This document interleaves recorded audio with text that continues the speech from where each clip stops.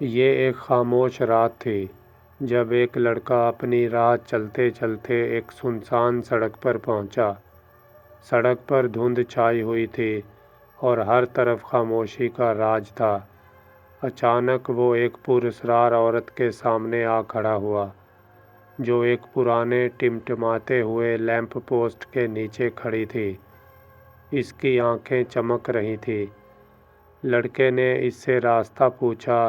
عورت نے آہستہ سے اپنی انگلی سے ایک تاریک تنگ گلی کی طرف اشارہ کیا۔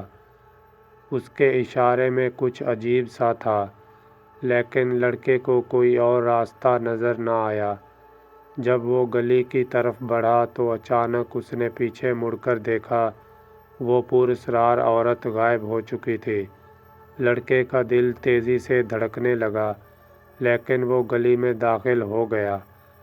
گلی جیسے جیسے آگے بڑھتی گئی، وہ اور بھی زیادہ پیچیدہ اور الجھی ہوئی محسوس ہونے لگی۔ لڑکے کا چہرہ خوف اور بے بسی سے بھر گیا۔ وہ ایک بھول بھلیاں میں پھنس گیا تھا اور ہر موڑ اسے مزید گہرائی میں لے جاتا جا رہا تھا۔ آخر کار وہ ایک کھلے میدان میں پہنچا جہاں وہی پراسرار عورت دوبارہ نظر آئی، لیکن اس کی چمکتی ہوئی آنکھیں لڑکے کی روح میں خوف کی لہر دوڑا رہی تھیں۔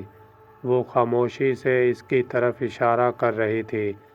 لڑکے نے اپنی پوری طاقت سے بھاگنا شروع کر دیا، لیکن وہ جتنا بھاگتا، راستہ اتنا ہی لمبا ہوتا جاتا۔ پیچھے مڑ کر دیکھا تو وہ عورت کا سایہ اس کے پیچھے بڑھتا چلا آ رہا تھا۔ آخر میں وہ پھر اسی جگہ پہنچا جہاں سے اس نے سفر شروع کیا تھا۔ وہی ٹمٹماتا ہوا لیمپ پوسٹ، وہی سنسان سڑک، اور اس بار عورت اس کے سامنے کھڑی تھی۔ اس کا چہرہ خوفناک اور بے جان تھا۔ لڑکا خوف سے جم گیا، اس کی آنکھیں دہشت سے پھیلی ہوئی تھیں۔ راستہ بھٹکانے والی عورت ہمیشہ وہاں موجود رہتی ہے، اور وہ آنے جانے والوں کو راستہ بھٹکاتی رہتی ہے، اور کوئی نہیں جانتا ہے کہ وہ ایسا کیوں کرتی ہے۔